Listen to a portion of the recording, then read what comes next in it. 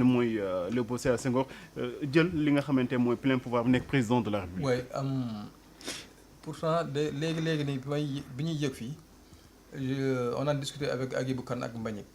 on disait que ci Mamadou Dia foofu la Sénégal raté benn coche un coche important de son évolution.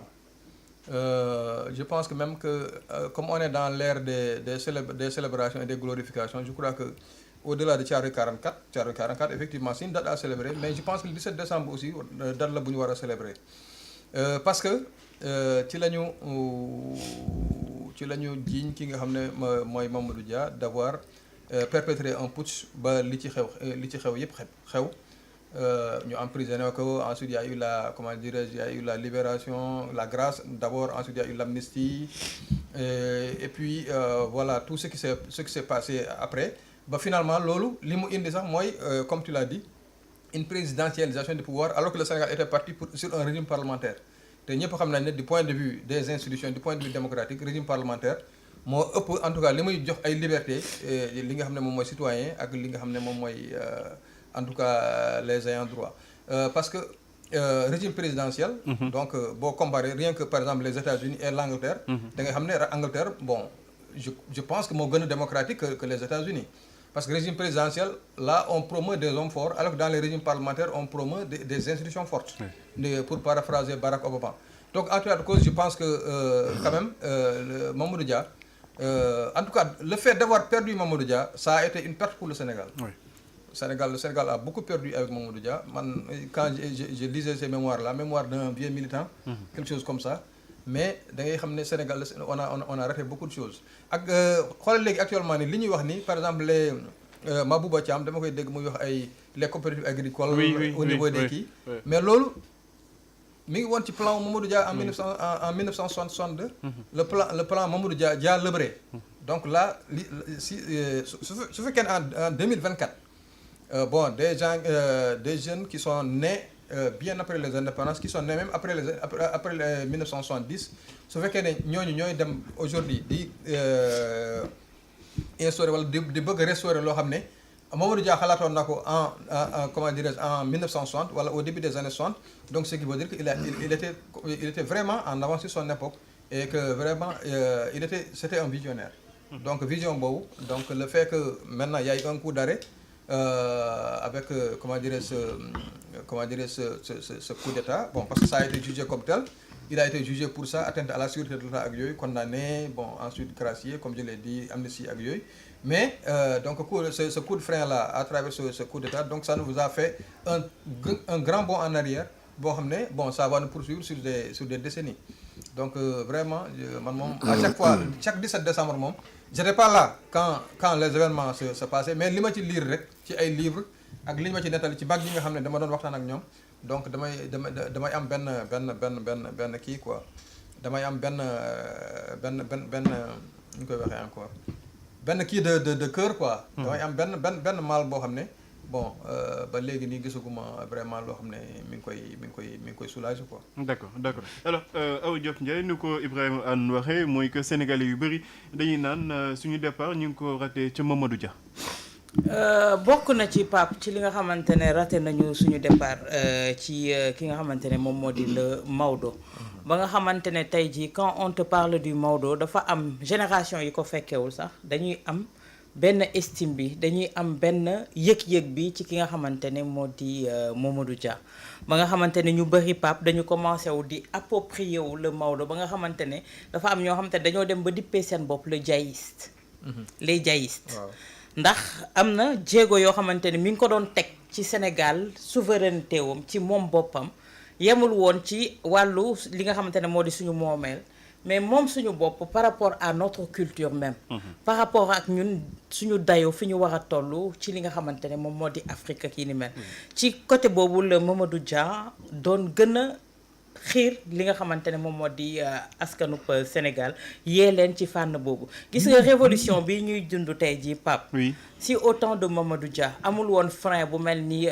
Léopold Sédar Senghor ci moom tey jii. Tey romb nañu fii ñu toog di wax naan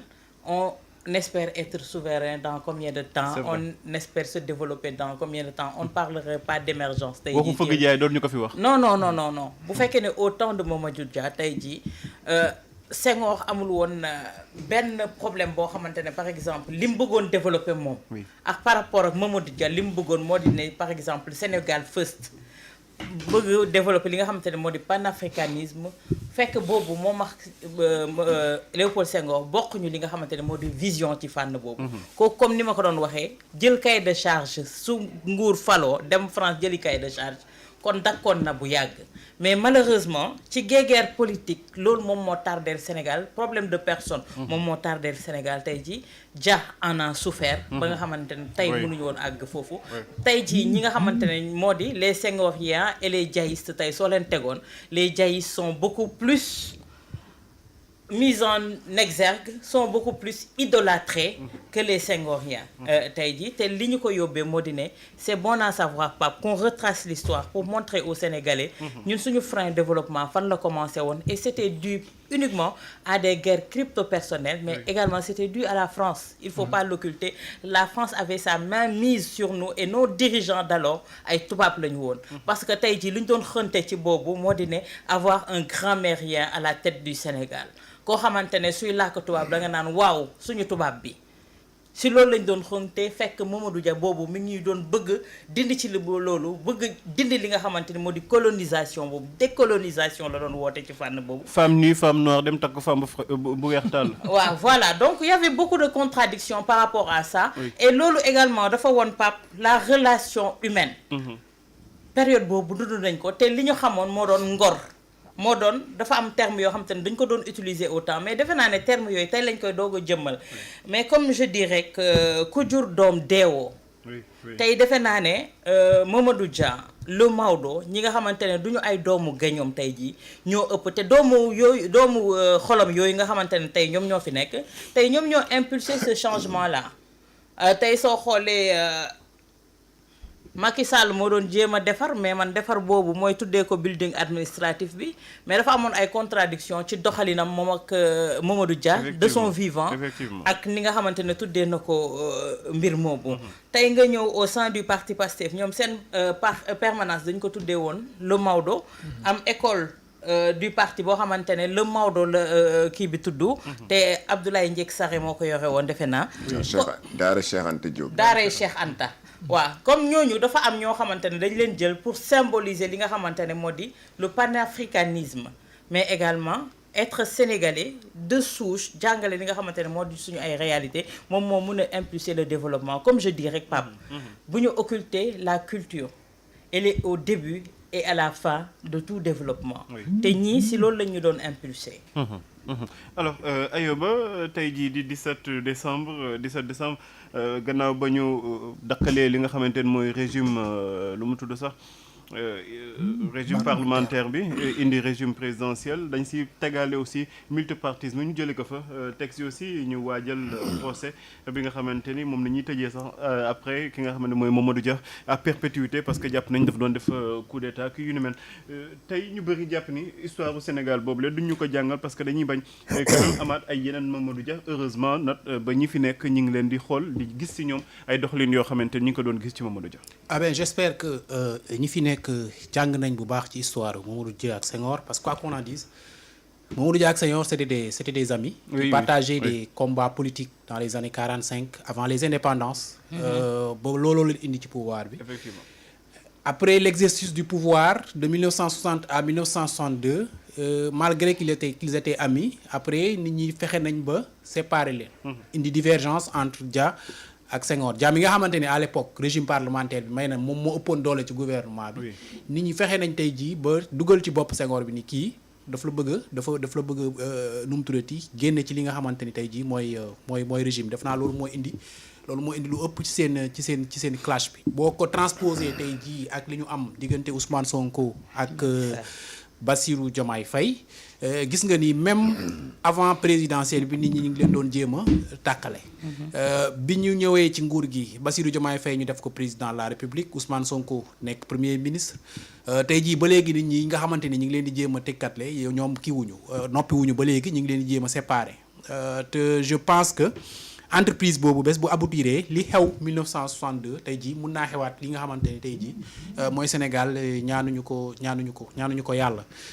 après Mamadou Dia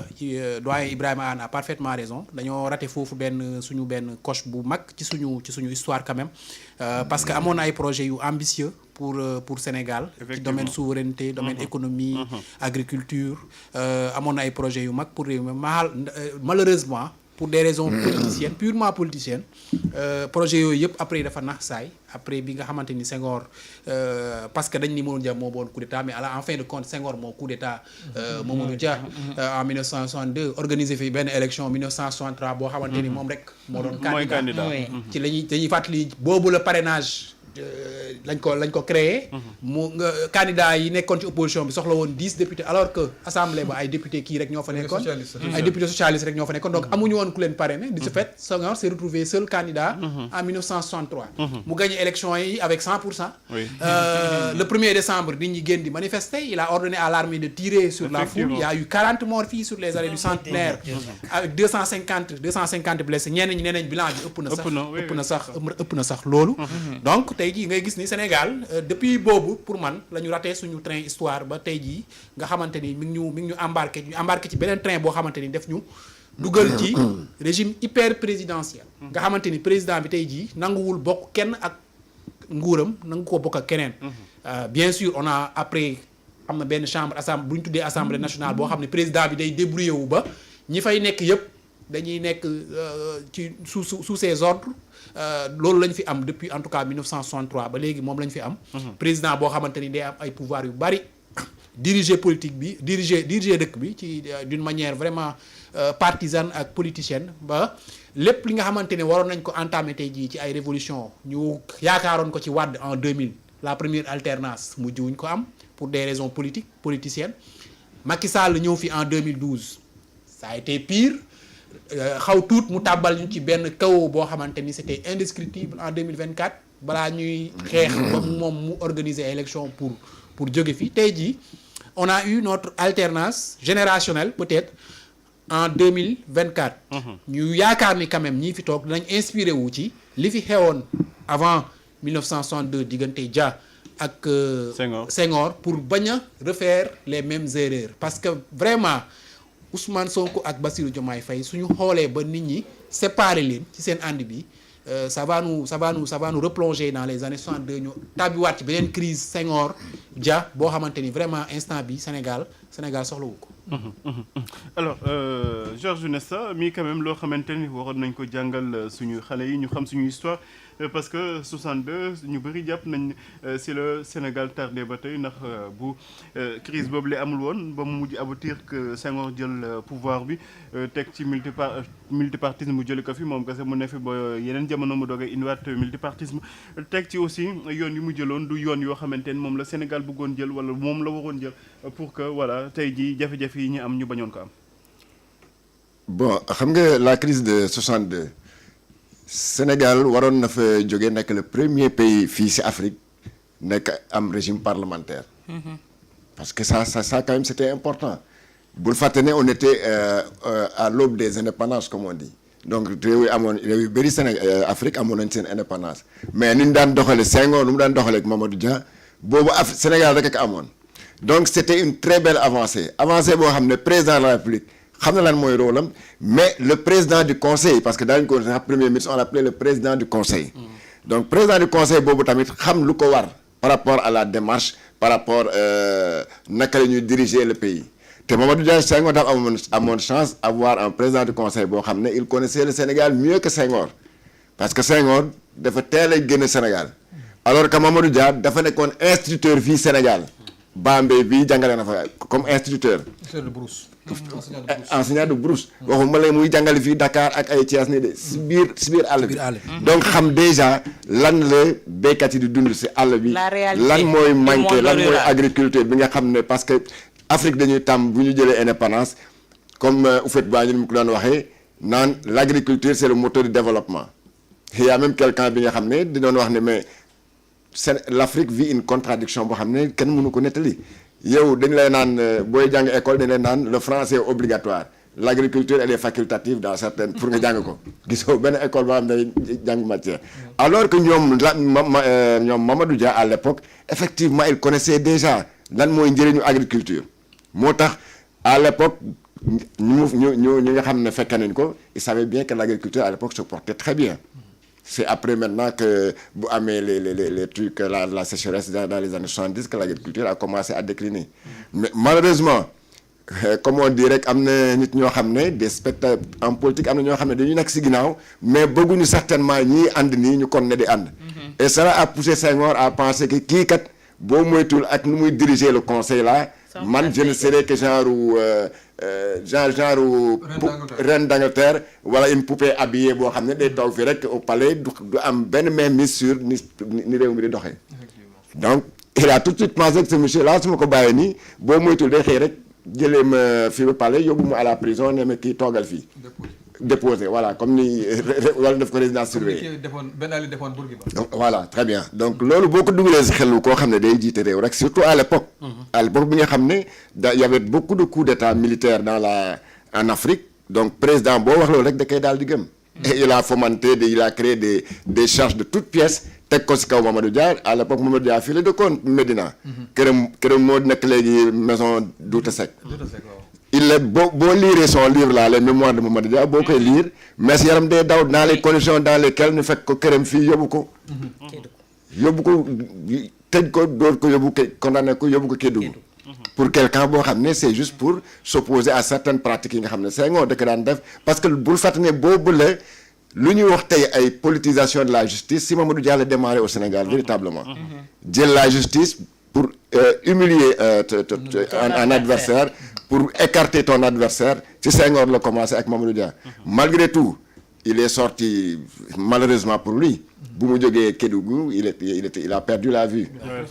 il était presque aveugle malgré tout il continue à écrire parce que il da doon am benn waay boo xam ne je connais même le gars moo da doon ko doon dicté rek muy bind même c'est da doon def ay contributions fii à Walfadjri et ça a signé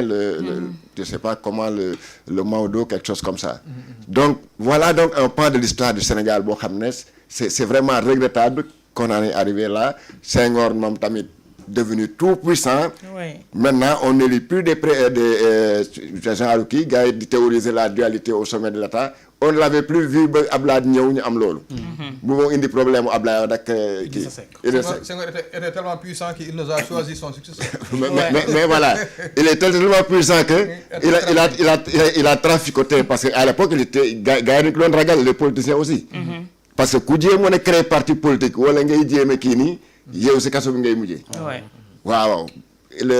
la preuve c'est le gars qu'on a tué ici en prière Tabaski le premier qui a été fusillé ici le lot donc il était tellement puissant que moom lu mu xalaat lu mu bëgg rek moom lay def il n'était pas tellement loin de ce que Mobutu faisait aux Zaïre c'est que Mobutu lu mu doon def c'était beaucoup plus flagrant et puis que voilà Idi Amin Dada quelque chose comme ça Cheikh Anta ne pouvait pas dépasser le grade d'assistant non du tout ñoom Cheikh Anta nga xam ne c'était les grands intellectuels les têtes pensantes yi nga xam ne ñoom ñoo doon wër dëkk bi di yee askan wi nee leen kii fu mu jëm ak ñun baaxul ñooñu rapidement dañ leen di écarter et ça s'est passé ça a continué il a fallu que Ablaye Wade moo tax mu koy naan Njomboor Ablaye ñëw ne ko naan ma ne yow nga nekk réew rek si dëkk bi amoo opposition baaxul bàyyil man damay ñëw rek pour lëmbal carte gi rek damay sóobu rek mais je suis pas opposant créer un parti d'opposition de contribution pendant ce temps-là les Majmout Diop les Cheikh Anta tous ces gens-là ils sont chassés donc bon véritablement c'est ça la politisation de la justice si foofu la commencé fii Sénégal et moo ñu jural lii yëpp ba tey ku fi yéeg rek ngay daal di rappeler l'exemple Mamadou Dia Senghor di rappeler Idrissa Seck Macky Sall moo tax tey bu ñu amee Diomaye ak Idrissa Seck Ablaye Wade et même Idrissa Seck Macky Sall Ablaye Wade finalement moo tax tey bu ñaar nit nekkee au pouvoir fii si Afrique si Sénégal surtout ils disent que voilà kii il lorne ton fauteuil heureusement que ici on a un président qui a dit que bëgguma sax mu lorne fauteuil mais na ko xool Donc là loolu nag vraiment ça va couper l'herbe sous les pieds de tous ceux qui pensent que voilà ñaar ñi bëggante wuñu wala kii deel fexeel keneen gi. On risque de vivre l'épisode la dualité au sommet de l'État comme il le disait un truc bon ñooñu yëpp day ay peut-être ñi nga xam ne c'est pas day nekk ay dirigeants yoo xam ne dirigeant benn nopp lañu maanaam kii da lay wax lii au lieu de vérifier lu mu lay wax nga daal ne waaw kii lu mu wax dëgg la voilà je l'exécute wala dem koy dindi fii. Parce qu'il y a des gens qui sont très forts dans ça. Ah oui, dans la manipulation. Manipuler les présidents. Ouais, mais voilà. Et puis c'est ce qu'ils appellent les faucons. Ils ont changé ça pour les appeler maintenant les faucons. Naturellement, chaque régime nag a ses faucons. Loolu moom depuis 5 ans ba fu ñu toll nii chaque régime a ses faucons. D'accord. Donc ñoo lay conseiller di la wax ne defal lii. Malheureusement gis nga tey lii ñuy waxtaane nii au niveau de notre programme scolaire yii la ñu war a introduire jàngal ko suñu ay ndaw pour wan leen ne tey une nouvelle ère moom mooy souffler sur le Sénégal on doit tourner cette page là pour avancer li may wax sànq Cheikh Anta suñ ko permettre mu émerger tey jii la langue française du am benn domination fii te tey jii les Sénégalais allaient penser autrement par rapport à la France par rapport ak dirigeants yi nga xamante ne ñoom ñoo fi jiitu woon avant ñuy agsi fii tey jii parce que comme li may wax chaque jour fii Sénégal ku fi falu woon da ngay defee ne da ngay dem France jëli sa cahier de charge mu wax la naka ngay dérouler nga ñëwaat heureusement pour nous tey toll nañu foo xamante ne tey génération yi dañu yeewu jàng nañu décomplexé gëm nañu seen bopp gëm nañu Sénégal gëm nañu Afrique et li ni mel rek moom moo ñuy mën a permettre Pape ñu développé wu bàyyi suñu ginnaaw cette histoire tragique boo xamante ne mun nañu ne moom moo ñu plombé ba léegi parce que tey Sénégal soo toogee ba ñuy utiliser yenn termes yi naan la émergence naan la sous-développement c'est parce que tey ñi ñu précédé woon c'était pour des guerres crypto-personnelles tey moom moo ñu yóbbu yi et ces histoires là la ñu war a jàngal suñu doom yi ci école yi ñu xam ne ñun am nañu vécu am nañu ay nit yu am dayo yu am xam-xam ñu mettre leen au devant bàyyi di ñu tegal ay Descartes ak De Gaulle ak ñi ni mel